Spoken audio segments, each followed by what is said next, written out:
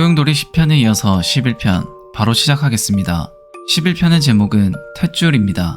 키리에는 임산부들의 끔찍한 살인 사건을 목격한 다음날 의사 선생님들에게 사실을 이야기해도 사람들은 키리에가 꿈을 꾼 거 아니냐는 말만 하고 아무도 키리에의 말을 믿어주지 않았습니다. 경찰이나 간호사, 다른 사람에게도 말해도 똑같았고 키리에의 가족조차도 그 말을 믿어주지 않았습니다. 키리에는 완전 고립되어 버렸습니다.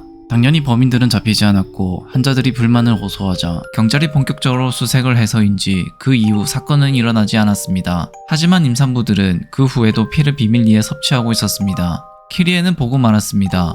화장실에서 수혈령 혈액을 빨아먹고 있는 케이코 언니를. 그래도 임산부들은 사람들이 키리의 말을 믿지 않아서인지 키리에를 건들지는 않았습니다. 그리고 병원에 있던 임산부들이 일제일 출산 시기가 다가왔습니다.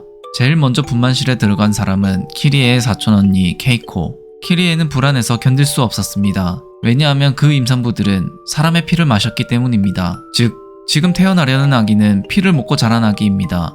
그렇게 케이코의 아이가 태어나게 되고 키리에는 사람의 피를 먹고 태어난 아기는 어떤 모습일까 궁금해합니다. 한참을 고민하던 키리에는 마음의 결심을 하고 아기를 보러 갑니다. 키리에의 걱정과는 다르게 귀엽고 정상적인 아이가 태어났습니다. 그 모습에 키리의 가족을 포함해 많은 사람들이 케이코의 아기를 사랑스러워합니다.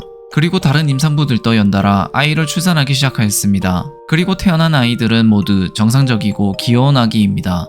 사랑스러운 아기들의 모습을 보고서야 마음이 놓인 키리에입니다.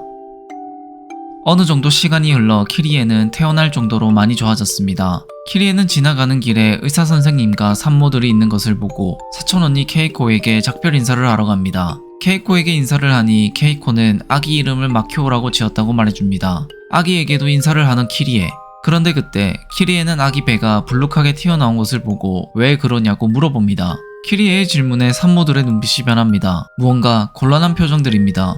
그 모습에 키리에는 다른 아기들도 살펴보는데 다른 아기들의 배도 불룩한 것을 확인합니다. 의심스럽다는 키리에의 눈빛이 한동안 계속되자 마키오가 갑자기 키리에를 째려봅니다.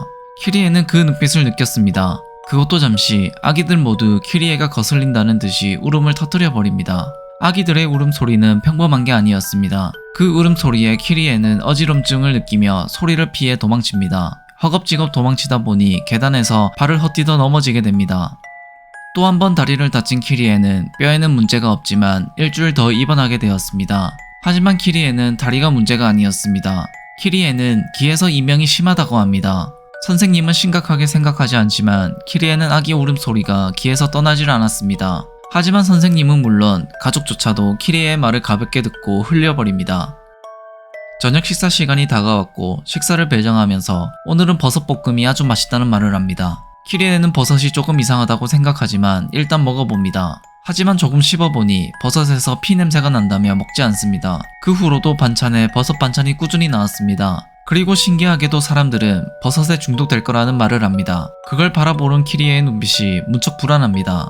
식사 후 산책을 가는 키리에. 복도에서 버섯 이야기를 하고 있는 사람들을 발견합니다. 먹어도 계속 먹고 싶다는 사람들의 표정이 무언가 불길합니다. 외로운 키리에는 귀도 아프고 기분이 많이 우울한 상태입니다. 그러다 신생아실에서 이야기 소리가 들리자 키리에는 그곳을 쳐다보는데 놀랍게도 태어난 지 얼마 안 된 아기들끼리 이야기를 하고 있습니다. 엄마 뱃속으로 다시 돌아가고 싶다고 하는 아기들. 아기들은 자신들을 밖으로 꺼낸 선생님이 다시 들어가게 해줄 거라는 말을 하며 지금쯤 사촌언니 케이코의 아기 마키오는 들어가고 있을 거라고 합니다. 그러며 흥분된다며 부풀어 있던 배가 점점 커지는 게 보이는데 결국 남아있던 마지막 단추까지 날아가 버립니다. 그리고 평생 처음 보는 알 수 없는 무언가가 솟아올라옵니다. 정신이 혼미한 키리에는 그것은 한강가 한청이라고 되새기며 그 자리를 빠르게 벗어납니다. 그런데 분만실을 지나가던 키리에는 케이코의 비명소리를 듣게 됩니다. 아기들이 했던 이야기가 생각이 난 키리에는 분만실 문을 열고 들어가 보는데 그곳에는 아기들의 배에 있던 무언가가 잔뜩 있었습니다. 그리고 그 타이밍에 수술실에서 의사선생님이 나옵니다.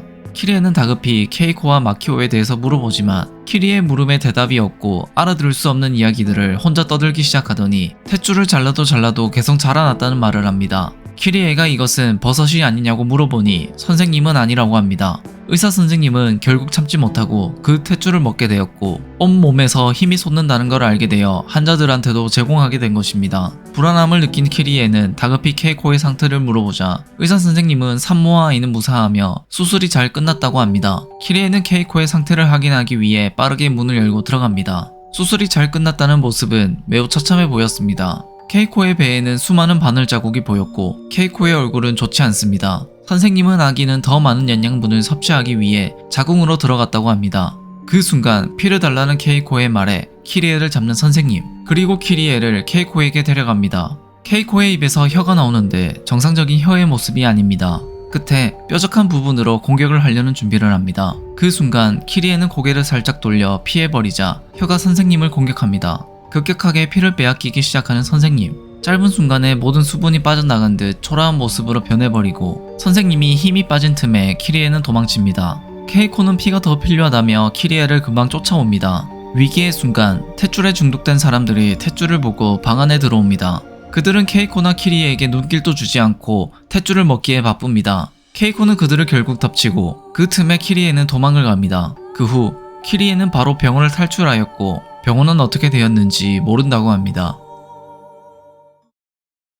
이렇게 소용돌이 11편도 끝이 났습니다. 케이코가 키리에를 공격하는 거에 많이 놀라웠습니다. 본격적으로 소용돌이 저주가 마을에 퍼지고 있는 것 같습니다. 이제 거의 2권 분량이 끝이 나고 있습니다. 다음 편의 제목은 태풍입니다. 모두 태풍 조심하세요. 재밌게 보셨다면 구독과 좋아요 부탁드립니다. 감사합니다.